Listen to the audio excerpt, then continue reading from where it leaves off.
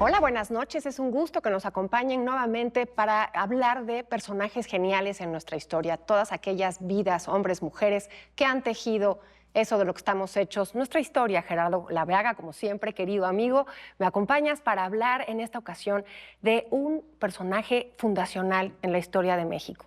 Sé que se ha hablado mucho, hay mucho mito, hay muchas cosas con respecto a doña Marina Malintzin, la mal llamada Malinche. Ese es nuestro personaje de hoy, queridísimo. Dicen que se llamaba Malinali. Malinali es la planta, una planta que yo no conozco, pero he leído de ella, planta para hacer cuerdas, para hacer riatas, Malinali. Y que bueno, luego el tzin ya fue algo así como muy elegante, como para darle jerarquía a la señora. Se le ha acusado muy injustamente de traidora. La palabra Malinche significa que prefieres lo extranjero. Pero tú lo dices en Hijas de la Historia, y lo dice la señora Townsend, y lo dicen una gran cantidad de historiadores. Ella no traicionó a nadie, ella no tenía por qué, son pueblos distintos. Y pensar que Malinali o Malintzin, como se dice ahora, traicionó a alguien, es no haber entendido. Pero ¿por qué no nos cuentas algo? Si hay alguien que ha estudiado a Malinche, a Malintzin, además de la señora Townsend y además de algunos otros, eres tú.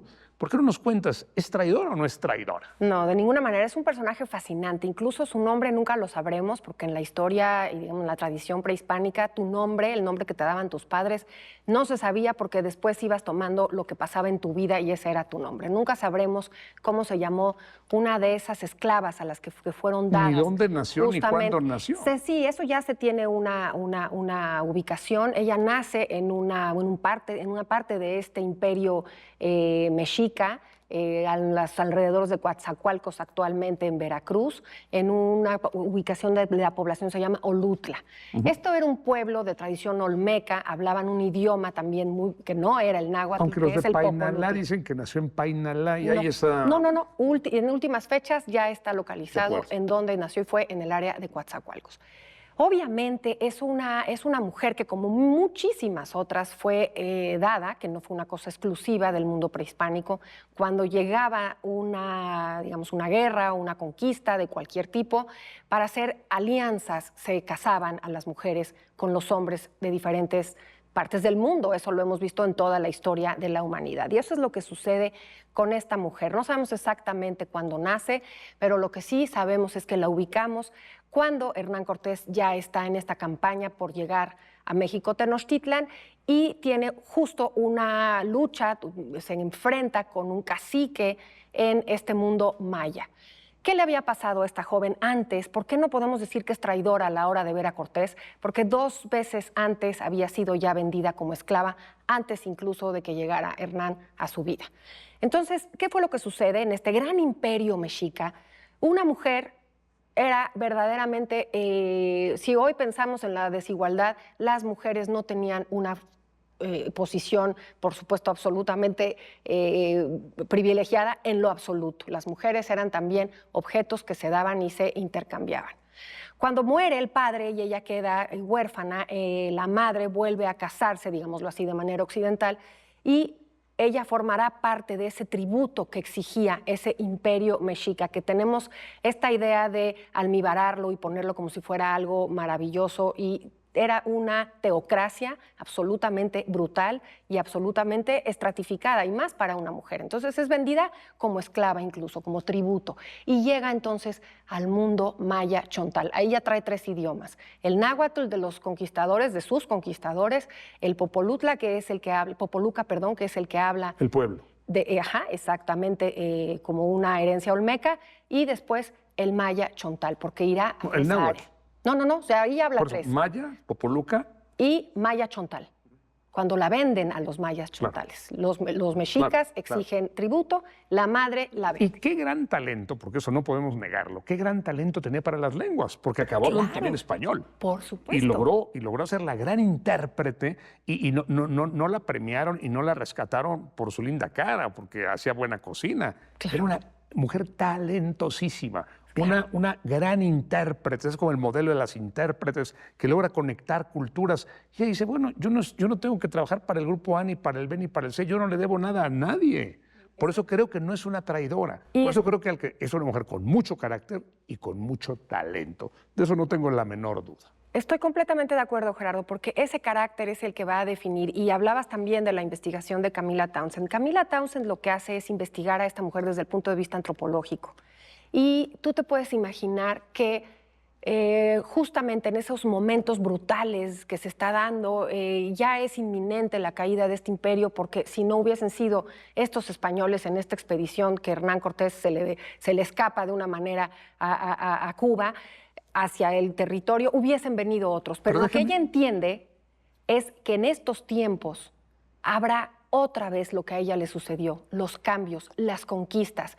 Y ella sabe que si se hubiera quedado callada, no hubiera traducido, ahorita te digo, la maravilla que fue el momento en que le traduce a Hernán Cortés. Lo que más quería Cortés era llegar justamente a eso que había huido, a ese imperio, a esa a Tenochtitlan. Y entonces cuando pasa una cosa muy curiosa en la historia, un español que había estado náufrago por la expedición de Grijalva 2 años antes de lo que te cuento con Cortés. Jerónimo de Aguilar. Jerónimo de Aguilar.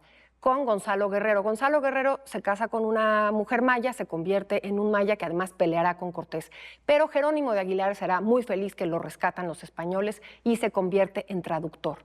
Cuando va avanzando, estas mujeres que le regala este cacique de Tabasco, de Pochontán, son varias mujeres. Dirán los que la conocieron en ese momento que era la más desenvuelta, que era la más inteligente incluso. No podemos decir si era bella o no, dicen algunos que sí, obviamente Bernal Díaz del Castillo dice que era una mujer bella en sus crónicas, pero ¿qué es lo que hace Gerardo? Que traduce, Jerónimo dice, es que no tenía mucho ser, dice Bernal Díaz del Castillo. Qué bonita frase. Tenía mucho ser. Mucha personalidad, mucha postura. Pero entonces llega Hernán, llegan los emisarios de Moctezuma Xocoyotzin con regalos y demás, él ya va avanzando. No puede traducir Jerónimo de Aguilar y ella no se queda callada. Esa es la tesis de Camila Townsend. ¿Por qué no se queda callada? ¿Por qué entendió? Por lo que tú estás diciendo, Gerardo, porque es intérprete, porque ella supo leer en ese momento lo que venía y habló. Déjame añadir algo. Sí, es una gran intérprete y es maravillosa su personalidad, pero además es la consejera política de Cortés. Interpreta. Ella oye muchas cosas que no oyen los españoles. Ella entiende y le dice a Cortés, están planeando una matanza aquí, te van a hacer esto, te van a traicionar. ¿Sí? Y la gente dice, claro que es una traidora, ¿cómo le da toda la información a los españoles para que nos ataquen? Pero ¿traidora a quién? Los mexicas habían explotado a toda esa región olmeca y maya, la habían esquilmado, habían golpeado, torturado, apresado. Y dice, yo no tengo lealtad con ellos, al contrario, que los derroten. Y ella también va a ser la traductora y va a acercar a Cortés con los tlaxcaltecas. Y cuando Xicoténcatl se acerca para decirle a Cortés, yo te ayudo, dice, yo te apoyo. Y no solamente es la traductora, claro que es la traductora, pero es la consejera política. Ella sabe qué se huele, qué se dice, qué se mueve. Es interesantísimo porque esta leyenda negra, que además es lapidatoria, porque realmente tenemos hasta un adjetivo, el malinchismo, ¿no? Cuando todo creemos que todos los males de esta nación es por la traición de esa mujer, como si ese México fuera el México actual y le hubiésemos entregado Palacio Nacional y le hubiéramos dado el ejército. No. Como si ese México fuera el México actual, exacto. Y no lo fue. Con la visión de algunos políticos, los tlaxcaltecas tendrían que pedirnos perdón también. Los mexicas tendrían que pedirle permiso, perdón a los ochimilcas, o tendrían que pedirle perdón a los tlaxcaltecas. Que además, los aztecas, igual que los españoles, llegan de fuera con otra religión y por medio de la guerra y de la sangre imponen esa religión, imponen a Huitzilopochtli en el altiplano del Valle del Anáhuac. Entonces también hacen lo que hicieron después los españoles, por fuerza impusieron otra religión. El mundo mexica, el mundo náhuatl era un imperio que padecieron muchísimos individuos. Por eso, entre ellos Malintzin. Por eso cuando leemos a Miguel León Portilla o a Eduardo Matos Moctezuma, en el momento que el mexica impone su voluntad y hace un tributo, en ese momento está sembrando su final, porque Hernán Cortés y los españoles explotarán ese odio que llevaba 200 años a su beneficio. Pero ¿qué es lo que hace Malintzin? Malintzin no es que, yo ahora quiero a Cortés, o era una mujer que estaba enamoradísima. Quitémosle esa leyenda y eso almibarado y ese personaje y eso de que fue jodida o fregada, en fin. Yo no estoy justificando una conquista, ni la de México, ni la de ningún otro momento de la historia. Lo que estoy diciendo es que es nuestra fundación Y lo que hace Malintzin es adherirse a esos nuevos tiempos, supo entendía que iban a ganar, lo vio en Pochontán, vio cómo ganaron en un momento brutal, de una matanza tremenda en esa guerra que se le fueron oponiendo. Sabía perfectamente lo que tenía que hacer, pero imagínate qué vida fabulosa cuando entiende, no podemos llegar a la ciudad de estos invasores para ganar. En el caso de que ella hubiese querido, no pueden los mexicas, no tienen una opción porque ni siquiera existe una tecnología para cruzar eso de donde ellos vinieron. Para los mexicas eran montañas que se movían. Entonces entiende para bien. Que los mexicas fueran a España, quieres decir. Exacto. Sí, no había manera. No había manera, era algo inminente. Entonces, en lo que podemos leer de Malintzin y de Camila Townsend, lo que está en esa época, en los códices y demás, lo que ella entiende es que se acabó un tiempo, que viene una guerra, que viene una conquista, y será quien habla, Gerardo, con el Tlatoani que lo hubiese matado si a quien no se le podía ver a los ojos, no se le podía, y ella que es una mujer que ha visto 2 veces esclava, claro, lo ve así, oye, y Tlatoani es el que habla. Pero a mí lo que me llama la atención de ella, lo que me fascina de ella, es la gran asesora política. Pero ahora viene una pregunta más. ¿Por qué Cortés siempre se deshace de ella? ¿Por qué Cortés la tuvo viviendo ahí en el Templo Mayor durante 150 días al ladito de Moctezuma y traduciéndole? Pero nunca, al principio se la regala a este hombre, Alonso Hernández de Portocarrero. Y luego la casa con un señor Juan Jaramillo. Como diciendo, yo no quiero a esta señora. Claro, la casa, por el rito católico, le da dignidad y es una señora cristiana. Cuando llega su mujer del otro lado, llega a México, la mujer de Cortés. La Marcaída. Sí, y Cortés dicen que la mandó matar, Cortés, digo, son cosas que se cuentan, porque murió en condiciones muy extrañas, venía muy sana la señora, y de pronto se da cuenta que vive amancebado, perdón el verbo tan desafortunado, pero que vive junto con esta mujer indígena, y la mujer muere misteriosamente. ¿Por qué Cortés nunca se casa con ella después de toda la ayuda que le dio? Esa es una gran pregunta que hay que verla con los ojos de esa época. ¿Qué es a lo que venía Cortés? Ese expedicionario, ese conquistador, ese hombre que buscaba consolidar todo ese siglo, todos esos descubrimientos, todo eso que buscaba el mundo, porque no nada más fue España, iniciaba el siglo de las conquistas y de los grandes imperios. Por supuesto que le puedes poner, tenemos una gran personalidad en nuestro país que es Christian Duverger. Christian Duverger se atreve a decir, que a mí me parece que no hay un sustento para saberlo, pero es una hipótesis que es una de las que se pueden entender. No hubiese permitido el rey, no hubiese permitido la corona, que hubiera tenido una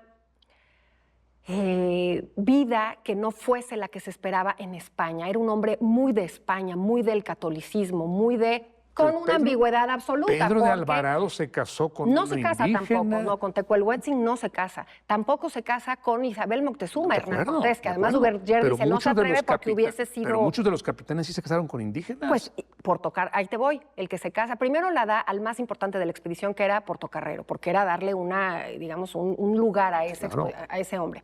Y después, cuando se casa con Juan Jaramillo la conoce desde tiempos muy tempranos, cuando esta mujer es regalada. Incluso cuando ya tuvo al hijo Martín Cortés, claro, cuando ya tuvo al hijo de Cortés. Porque ya vivió con Cortés, porque ella fue la intérprete, la acompañante. Si hubo amor, yo me atrevo a decir que sí, hubo una relación muy personal con ellos, pero no podemos entender la visión de ese mundo. Y con Jaramillo tuvo una hija, María. Y vivió un matrimonio maravilloso. Y después de tener ya la estabilidad de estar casada, todavía se va a la conquista de las Cibueras, que es una expedición trunca de Hernán, y regresa después. Muere aproximadamente a los 30 años de edad. Lo único que conocemos es la casa donde vive, es el solar en el centro histórico, pero no sabemos dónde está enterrada. Y ese es